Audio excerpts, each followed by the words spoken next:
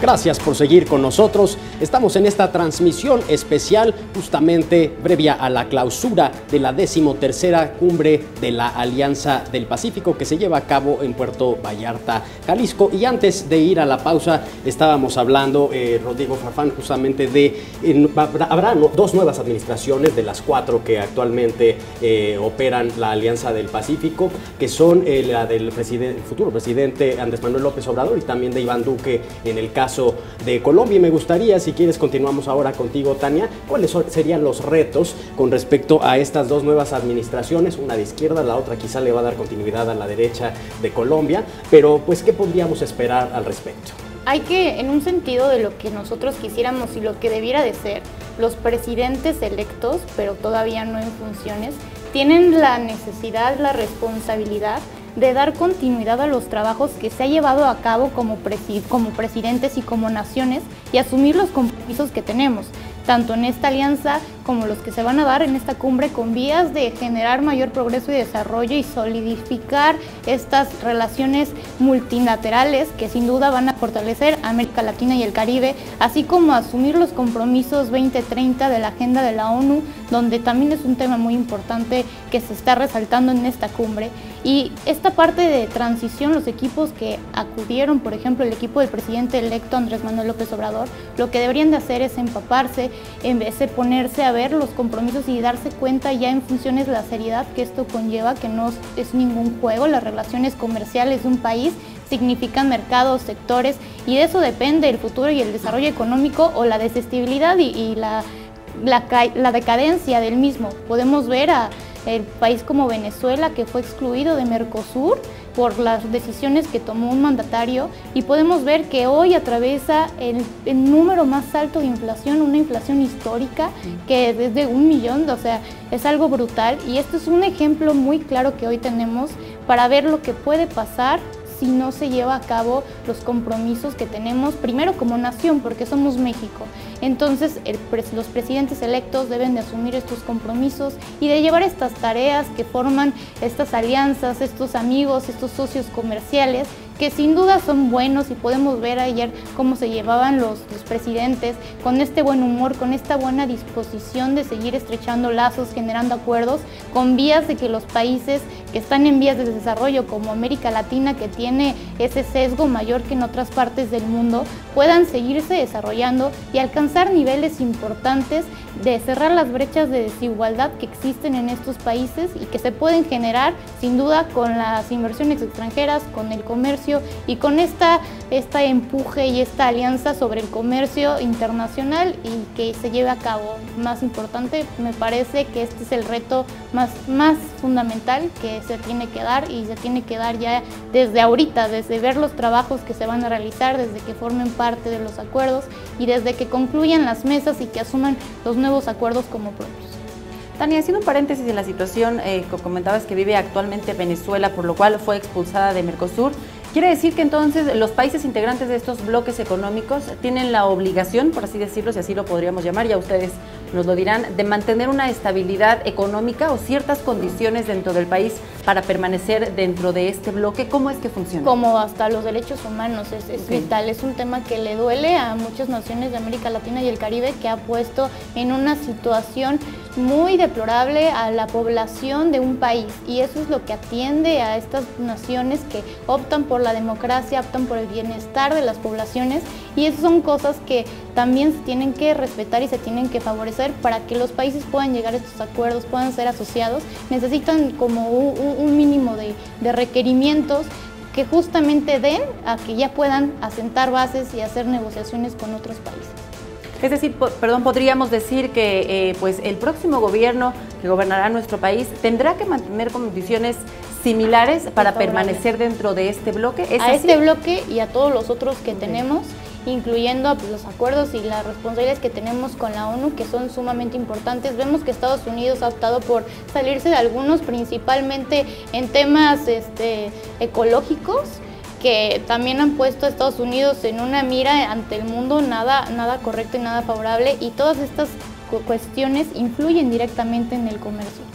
Okay. Bien, Inocente, veíamos esta mañana, a media tarde quizá, mediodía quiero decir, la reunión de Marcelo Ebrard, el probablemente futuro canciller del gobierno de Andrés Manuel López Obrador, con el canciller chileno, y se anunciaba que México continuará con el mismo compromiso como hasta el día de hoy con la Alianza del Pacífico. Quizá esto disipa un poco estas dudas con respecto a si el nuevo gobierno que entrará a nuestro país le daría o no continuidad a este tipo de acuerdos, o si se volvería un gobierno más proteccionista. ¿Qué opinión tendrías al respecto? Bueno, yo pienso que lo mejor que puede hacer el nuevo gobierno es continuar con todo este sistema económico que ha venido manejando nuestro país a lo largo de ya varios años, ¿no? Ese mercado abierto. México es uno de los países del mundo con más tratados internacionales de libre comercio, con más acuerdos con diferentes países, con Estados Unidos y Canadá, el TLC tan famoso ahora porque está también en negociaciones, la Alianza del Pacífico, acuerdos de libre comercio con Europa y con un sinfín de países del resto del mundo, lo cual nos permite a los empresarios mexicanos exportar productos a diferentes partes del mundo, poder tener esa facilidad y también poder atraer inversión extranjera directa a nuestro país que permita detonar empleo y desarrollo. Y lo podemos ver en nuestra economía interna. México es un país que tiene aproximadamente 12 años creciendo continuamente, ininterrumpidamente. Algunos trimestres a 2%, a 2.5%, quizás es poco, pero de manera continua. México no ha dejado de crecer de manera continua. Como lo mencionaba mi compañera, por ejemplo en Venezuela, han dejado no solamente de crecer, sino ha decrecido su economía. Hay una inflación terrible, y no nada más en Venezuela, sino en varios países de América Latina y del Caribe. México ha tenido esa visión de abrir sus mercados, de hacer alianzas con otros países, de traer inversión extranjera, lo cual ha redundado en una estabilidad económica importante que nos ha permitido venir creciendo a lo largo de muchos años y generar empleos, generar nuevas industrias, generar bienestar económico y bienestar a la gente que habita aquí en nuestro país. Y lo podemos ver también como ejemplo en la cuestión interna en nuestro país. Si tú te das cuenta, por ejemplo, los estados de la República que más crecen son los estados del Bajío, Guanajuato, Aguascalientes, Querétaro, la Ciudad de México, el Estado de México, porque son los estados donde más industria hay, donde más comercio, donde más inversión extranjera directa llega y los propios gobernadores la atraen y la procuran, porque saben que eso es el generador del desarrollo y del bienestar.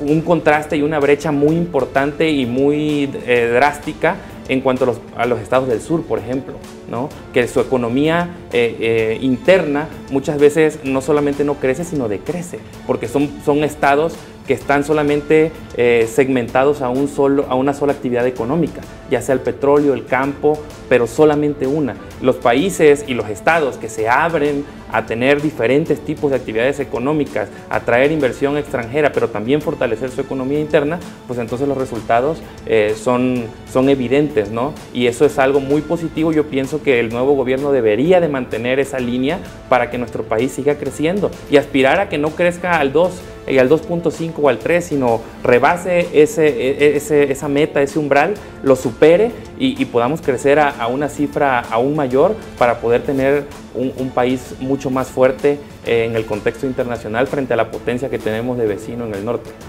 Precisamente ya que hablas pues, de los vecinos del norte, México, además de formar parte de esta Alianza del Pacífico, también forma parte aún del TLCAN. ¿Qué pasaría si no se logra un acuerdo pues, con nuestros países vecinos del norte, Estados Unidos y Canadá? ¿Podríamos reponer de alguna manera los ingresos que se obtienen a través de los negocios que se hacen con el norte si nos enfocamos ahora pues, a esta parte de América, la parte central y la parte del sur? Mira, Alejandra, yo particularmente en el caso de lo que va a suceder con México a partir del 1 de diciembre, yo tengo dos visiones y dos puntos en los cuales me quisiera concentrar. El primero, bueno, Andrés Manuel durante su campaña habló mucho del fortalecimiento del mercado interno, sobre todo ante la amenaza que tenemos de Estados Unidos. Estaba en su pleno apogeo todo este tema de las mesas de negociación, las rondas de negociación que se tenían con los Estados Unidos, en los cuales pues no se llegaba prácticamente o no se ha concretado temas tan fundamentales como el tema de la solución de controversias, el tema de las autopartes, que todavía siguen en el aire. En ese contexto yo escuché en los debates y parte de la propuesta de López Obrador que decía que había que fortalecer el mercado interno. Por otro lado, y pasada ya la campaña, aunado con estas declaraciones tanto de Marcelo Ebrard como del propio López Obrador, ha dicho que se tiene que rediversificar el mercado mexicano, que se tiene que rediversificar las relaciones de México con el mundo, sobre todo hablando en temas económicos. Entonces, habrá que saber cuál va a ser la postura que se va a comenzar a trazar a partir del 1 de diciembre, si nos vamos a ir por esa rediversificación o se va a tratar de generar una estrategia de mercado interno para hacer frente a lo que es una posible salida, o habrá que ver qué es lo que pasa con el Telecán. Lo mencionaba, el 80% de nuestro comercio es con los Estados Unidos, entonces para cubrir ese 80%, pues bueno, tendríamos que irnos a una rediversificación masiva, no solamente con América Latina y con el Pacífico, sino con prácticamente todo el mundo. Parte del atractivo de este nuevo bloque que se pudiera estar gestando con el Mercosur es que precisamente entre estos países, entre estos dos bloques, pues estamos hablando de más de 50 tratados internacionales que se pueden estar gestando que es la suma de los tratados que se pudiera estar sumando de los dos bloques comerciales. Entonces yo esperaría que se llegue a buenos términos en el tema de la renegociación del Telecán, sin asustarnos, sin caer en chantajes, pero sobre todo apuntando con temas muy importantes para nuestro país, que es primero que nada el beneficio de la nación. A partir de eso, pues bueno, estar sabiendo cuáles van a ser los mecanismos y cuáles van a ser, además del tema de la Alianza del Pacífico, cuáles serán algunos otros puntos que va a tomar el próximo gobierno de la República para poder estar conectándonos y poder saber cuáles son las alternativas que tendríamos como país para poder hacer esta alternativa de diversificación. Bueno, continuando con el tema de Donald Trump, este acercamiento entre Mercosur y la Alianza del Pacífico, ¿de algún modo podría presionarlo para que pues Estados Unidos ceda un poquito más en las negociaciones del Telecán, a lo mejor al pensar que pues Canadá o México pueda negociar ahora con la parte asiática? Bueno, México no se está quedando de brazos cruzados y eso es un buen mensaje para Donald Trump. Pero también Donald Trump sabe que México es necesario y para México es necesario Estados Unidos. No solamente los tenemos de vecinos en la frontera, esto es una ventaja comercial que ni siquiera ellos pueden ocultar. Simplemente, pues, si quisiéramos también cambiar todas las exportaciones mexicanas de aguacate, de chile, de autopartes que nosotros hacemos a su país, nosotros estaríamos perdiendo. El chiste de este acuerdo es llegar a resultados benéficos para las tres partes.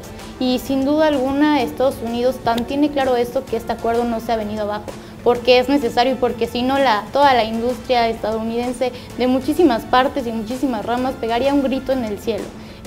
México ha hecho muy bien desde años atrás a no optar solamente por el petróleo. Ya vimos que decayó el precio del petróleo por barril abruptamente. Si nosotros nos hubiéramos quedado con que México era exportador de petróleo en el momento donde éramos como de los mejores del mundo, ahorita estaríamos en graves crisis y graves problemas, porque aparte tenemos que fijarnos en algo, y esa es la tendencia global que existe. La tendencia global es para ir a energías renovables.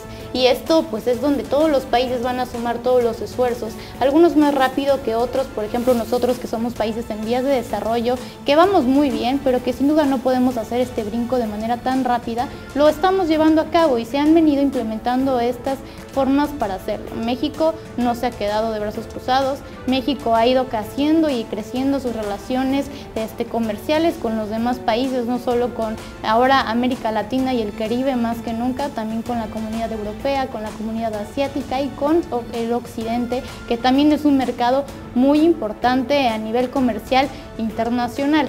Entonces México ha venido tomando aciertos contundentes y Estados Unidos ha querido tomar parte e intentar un poco influenciar las negociaciones, pero sin duda reconoce Canadá y reconoce México que este acuerdo es indispensable y que no se puede llevar abajo.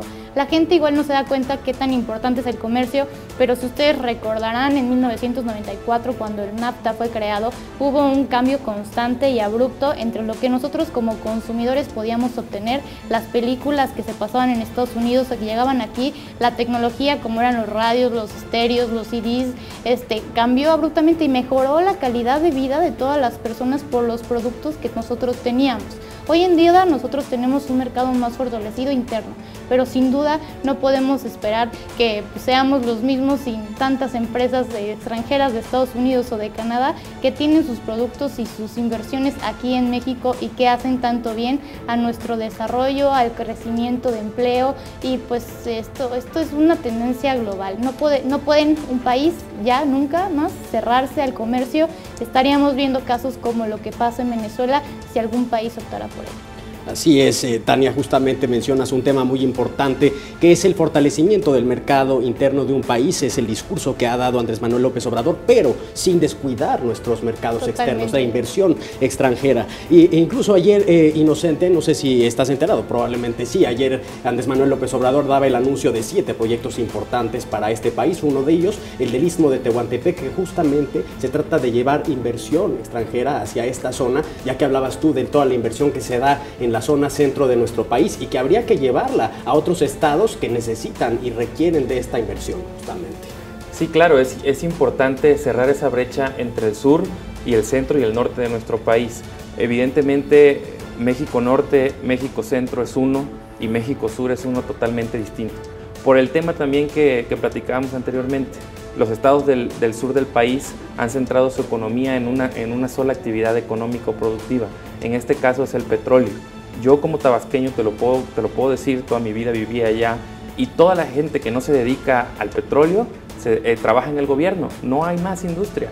Entonces, ese fortalecimiento de la economía interna, pero a través de la inversión extranjera, de la inversión también nacional y de la creación de diferentes tipos de industria, pues es vital para el desarrollo de cualquier estado, de cualquier país. Y no solamente en producir productos primarios, sino también hay que agregar tecnología, hay que agregar, como decía Tania, igual las nuevas energías renovables. México, por ejemplo, te pongo un ejemplo muy claro. Tabasco y Chiapas son dueños del más del 80% del agua dulce de este país. Y esos estados no hacen nada con el agua. No hacen nada cuando pudieran estar produciendo energía, cuando pudieran estar detonando la pesca, haciendo muchas cosas, aprovechando el líquido vital, pero se han centrado solamente en la economía del petróleo. Nos vamos a enlazar, Inocente, si gustan, con ¿en dónde estoy? En la cámara 3. Vamos entonces a enlazarnos justamente a la clausura, es la firma de la declaración y mensaje a medios de la Alianza del Pacífico. Volvemos en unos minutos. Quiero nuevamente saludar con afecto la presencia hoy aquí